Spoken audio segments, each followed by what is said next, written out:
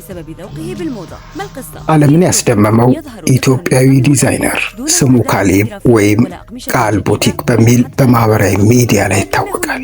የወጣት ዲዛይነር የዓለም የዲዛይን ኢንዱስትሪውን ዘርፍ ከፍተኛ ባለሙያዎች ቀልባቸውን ስቧል። አሜሪካዊቷ ሙዚቀኛ ኤስዜኤን እና ሌሎችም ከፍተኛ ባለሙያዎች ለዚህ ወጣት ትኩረታቸውን ሰጥተውታል። ካሌብ ወይም ቃል ቦቲክ ማን ነው? ምንድነው የሚሰራው? ምንስ ዓለምን እንዲገረሙ አደረገ?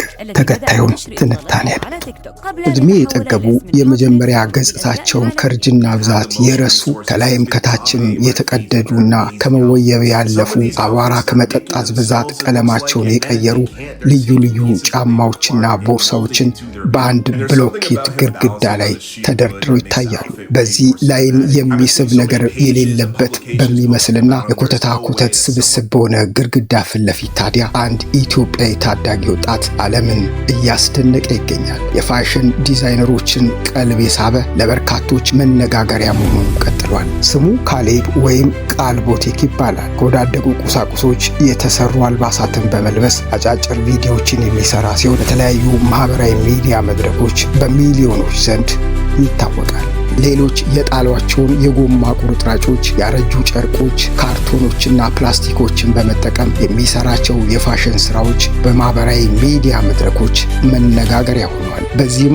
ውድ ጨርቆች፣ ዘመናዊ የስፌት ማሽኖች ወይም የፋሽን ዲዛይን ትምህርት ሳይኖረው በዙሪያው የሚያገኛቸውን የወዳደቁ አልባሳትን ወደ ጥበብ ስራ እየቀየረ ይገኛል። እነዚህን አልባሳት እየለበሰ በሚያሰራጫቸው አጫጭር ቪዲዮዎች ከመላው ዓለም ከፍተኛ ቁጥር ያላቸው ተከታይ ማፈራት የቻለ ሲሆን በቲክቶክ ከ700,000 በላይ እንዲሁም በኢንስታግራም ከ560,000 በላይ ተከታዮችንም አፍርቷል። አጫጭርና ተመልካችን የሚስቡ ቪዲዮዎችን የቋንቋና የቦታ ገደብን ሰብረው የዓለምን ትኩረት መሳብ የቻለው ካሌብ በዚህ የዲጂታል ዘመን የፋሽን ዲዛይን ትኩረት ማዕበል መሆን ችሏል። ወጣቱ ካሌብ አሜሪካዊቷን አቀንቃኝ ኤስኤኤንን ጨምሮ በዓለም አቀፍ ደረጃ ታዋቂ የሆኑ አርቲስቶች፣ ተጽዕኖ ፈጣሪዎችና ድርጅቶች አድናቆታቸውንም እየገለጹለት ይገኛሉ። ከዚህም በተጨማሪ በፋሽኑ ዓለም ላይ የተሰማሩ የሀገር ውስጥና ዓለም አቀፍ ባለሙያዎች ለስራዎቹ አድናቆታቸውን እያጎረፉለትና እያበረታቱት ሲሆን የተለያዩ ዓለም አቀፍ ሚዲያዎች የዘገባ ሽፋንም እየሰጡት ነው። እናንተ ስለዚህ ወጣት ምን ትላላችሁ?